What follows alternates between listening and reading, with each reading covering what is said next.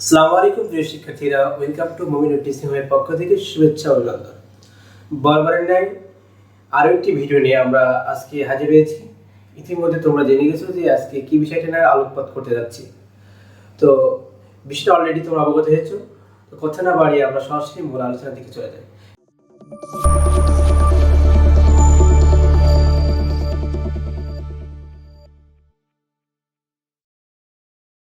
প্রিয় শিক্ষার্থীরা, দেখো আমি লিখেছি পাস্ট পারফেক্ট টেন্স।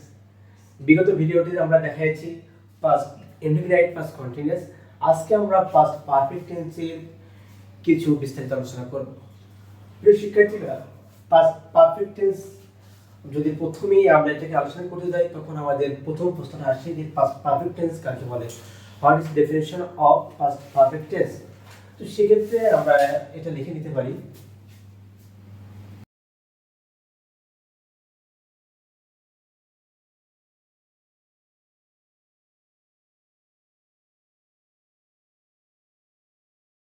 তো সংজ্ঞাটা এমন যে অতীতকালের দুটি কাজ সম্পূর্ণ হলে তাদের মধ্যে থেকে যেটি আগে ঘটেছিল সেটা হচ্ছে পাস্ট পারফেক্ট টেন্স। তো আমরা এইগুলো স্ট্রাকচার এবং উদাহরণগুলো যদি আমরা পরে আলোচনা করি, তাহলে এগুলো আমাদের এই পাস্ট পারফেক্ট টেন্সের মধ্যে বুঝতে সুবিধা হবে। তো আমরা তাহলে একটু গঠন প্রণালীটা দেখে নিতে পারি। শিক্ষার্থীরা দেখো, আমি লিখে ফেলেছি অলরেডি পাস্ট পারফেক্ট টেন্সের স্ট্রাকচারটা লিখে ফেলেছি।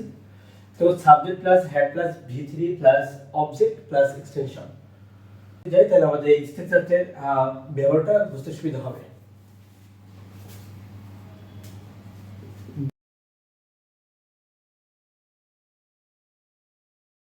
অংশ আছে, দেখো অমিত বাড়ি আসার পূর্বে কবিতা চলে গেল। তার মানে এখানে কাজটা দুইটা অংশ বিভক্ত হচ্ছে। তো ইংরেজিটাকে বলা হচ্ছে ক্লজ বা খণ্ডবাক্য। এখন এটাকে কিভাবে আমরা আইডেন্টিফাই করবো যে এটা পাস্ট পারফেক্ট টেন্স? তো আমি সংজ্ঞা কি বলেছিলাম যে অতীতকালের দুটি কাজ সম্পূর্ণ হলে তাদের মধ্যে থেকে যে কাজটা আগে সম্পূর্ণ হয়েছে সেটাকে আমরা বলবো পাস্ট পারফেক্ট টেন্স। অমিত বাড়ি আসার পূর্বে কবিতা চলে গেল, তার মানে এখানে কোনটা আগে সংগঠিত হচ্ছে, অমিত বাড়ি আসা না হচ্ছে কবিতা চলে গেল? অনেকেই বলে স্যার অমিত বাড়ি আসা না, আগে কবিতা চলে গেল, কবিতা যখনই চলে গেছে তখনই অমিত বাড়ি আসলো। তার মানে হচ্ছে যে অমিত বাড়ি আসার পূর্বে কবিতা চলে গেল। তার মানে আমাকে প্রথমত যে কাজটা করছে এটা, মানে আমাকে প্রথম যে কাজটা ঘটবে আমাকে সেই কাজটাকে আমাকে ফার্স্ট পারফেক্ট টেন্সকে গ্রহণ করতে হবে। তাহলে কবিতা সাবজেক্ট। শিক্ষার্থীরা দেখো, আমি অমিত বাড়ি আসার পূর্বে কবিতা চলে গেলে ট্রান্সলেট কি করেছি যে Kavita had gone out before Amit came home. তো এখানে সাবজেক্ট আমাদের যেহেতু প্রথম কাজটা ঘটেছে কবিতা চলে গেল, তারপরে এখানে সাবজেক্ট হচ্ছে কবিতা, সেই ক্ষেত্রে আমি লিখেছি সাবজেক্ট কবিতা। এরপর স্ট্রাকচার অনুযায়ী হ্যাডকে বসাতে হবে, তার এখানে হ্যাড বসিয়েছি। তারপরে বলেছে ভার্বের থেকে নম্বর চলে যাওয়া বা যাওয়া, যাওয়া হচ্ছে ইংরেজি হচ্ছে গো, গো ভার্বের ভিতরে হচ্ছে গান, তাহলে আমি গান লিখেছি। এরপর কি করেছি, অবজেক্ট চলে গেল, গান আউট লিখেছি। এরপর আরেকটা বিষয় চলে এসেছে, দেখো তো অমিত বাড়ি এসে পড়বে, আরেকটা ক্লোজ। তাহলে পরের ক্লোজটাকে আমি ঠিক ওই একই প্যাটার্নকে ফলো করব। তখন অমিত এখানে সাবজেক্ট এবং হচ্ছে বাড়ি আসার পূর্বে, তার মানে এখানে হচ্ছে আছে আশা, আশার ইংরেজি হচ্ছে কি কাম, কাম মানে আশা। অবশ্যই এখানে যখন কোনো দ্বিতীয় ক্লাসটিকে যখন আমরা ট্রান্সলেট করতে যাব, অবশ্যই এটাকে V3 হবে। তাহলে কাম ভাবে V3 আছে কাম কেম কেম, তাহলে অবশ্যই এটা কি হবে, কেম হবে প্লাস এক্সটেনশন হবে। দুইটা ক্লজকে অবশ্যই খেয়াল রাখতে হবে, যখন আমাদের দুইটা ক্লজ থাকবে, এই দুইটা ক্লজের মাঝে দেখো যদি আমাদের বাক্যের অর্থ অনুসারে এটাকে আমাদেরকে বিফোর কিংবা আফটার এটা ইউজ করতে হবে, এটা কিন্তু পূর্বে অবশ্যই দুইটা ক্লজের মাঝখানে বিফোর অ্যারেস্ট হবে। আবার যদি বলি যে আসার পরে, তাহলে সেক্ষেত্রে এখানে আফটার হতো।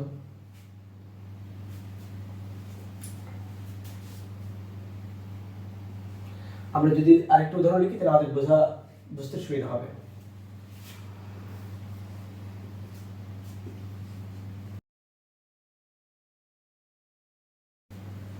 দেখো প্রিয় শিক্ষার্থী, আমি আরেকটা বাক্য লিখেছি, ঘন্টা পড়ার পূর্বে তার স্কুলে পৌঁছানো। তার মানে এখানে 2 টাকা সংগঠিত হচ্ছে, মানে 2 টাকা সংগঠিত হবে বোঝার নিয়ম হচ্ছে যে এখানে দেখবা যে বাক্য দুটো যখন সঞ্চালন করবে তার মাঝখানে কমা যখন ব্যবহৃত হবে তখন বুঝতে পারবে যে এখানে 2টা ক্লজ বা 2টা অংশ যুক্ত আছে।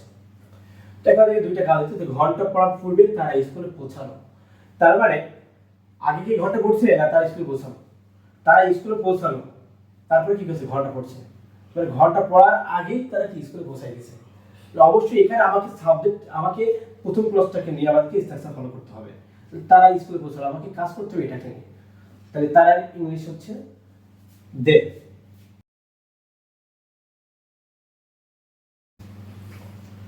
শিক্ষার্থীরা দেখো, আমি এটা ট্রান্সলেট করেছি কি ঘন্টা পড়ার পূর্বে তারা স্কুলে পৌঁছালো। তো লিখেছি তো they had reached the school before the bell rang. তো এখানকে এই তারা স্কুলে পৌঁছালো, এটাকে আমাকে এই পাস্ট পারফেক্ট টেন্সে এটাকে স্ট্রাকচারটাকে ফলো করতে হবে। তো দেখো এখানে আমাকে সাবজেক্ট আছে তারা, তারা ইংলিশ হচ্ছে দে, এবং অক্সিলারি ভার্ব এখানে আমাকে হ্যাড নিতে হবে। পাস্ট পারফেক্ট ক্ষেত্রে আমি হ্যাড দিয়েছি, এবং এখানে পৌঁছানো নিয়ে রিচ মানে পৌঁছানো, এবং রিচ হচ্ছে B1, এবং V3 হবে রিচড। অবশ্যই এটা কি ইডি যোগ হবে। দে হ্যাড রিচড কোথায় পৌঁছালো? তার স্কুল, দ্য স্কুল। এরপর হচ্ছে কি হচ্ছে, এই যে এখানে আমি বলেছি যে বাক্যের অর্থের অনুসারে বা শব্দটা পূর্বে প্রথম ক্লজে সেটা আসার পরে কি পূর্বে যেটা মেনশন করবে সেটাকে তোমাকে লিখতে হবে। মানে পূর্বে যেহেতু আপনার বিফোর দ্য বেল র্যাং, তারপরে অংশটাকে আমাকে ট্রান্সলেট করেছি। তাহলে they had reached the school before the bell rang. প্রিয় শিক্ষার্থীরা, তোমরা প্রয়োজনের স্বার্থে এটাকে স্ক্রিনশট দিয়ে রাখতে পারো।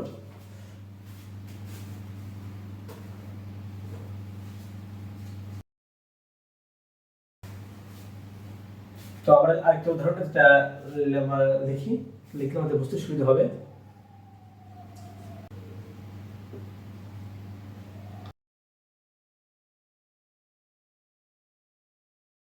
আর দেখো আমি লিখেছি কলা স্টেশনে পৌঁছানোর পূর্বে ট্রেনটি ছাড়িয়ে গেল বা চলে গেল।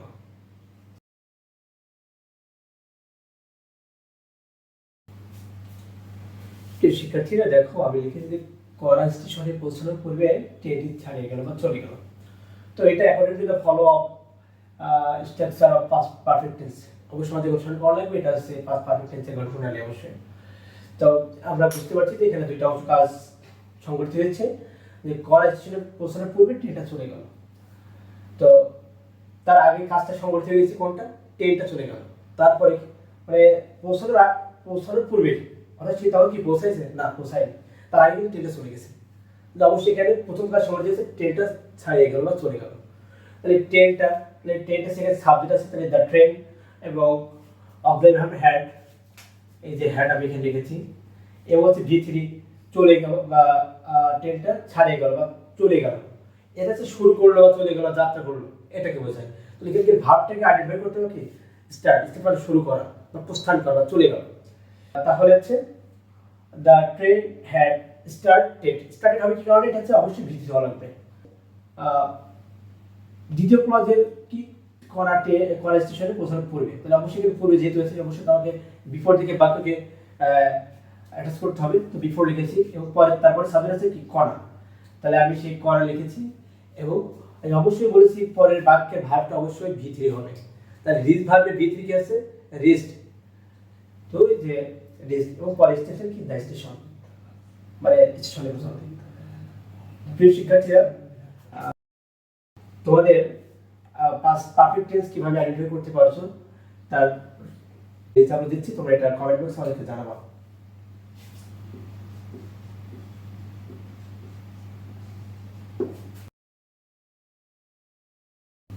প্রিয় শিক্ষার্থীরা, দেখো আমি লিখেছি ডাক্তার 80 বার ফুঁকে রোগীটি মারা গেল।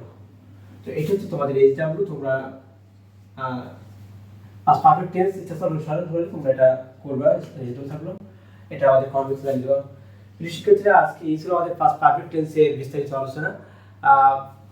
পরবর্তীতে আমরা কোনো না কোনো ভিডিও নিয়ে তোমাদের সামনে হাজির হয়ে যাব। সুস্থ থাকো, ভালো থাকো, আল্লাহ হাফেজ।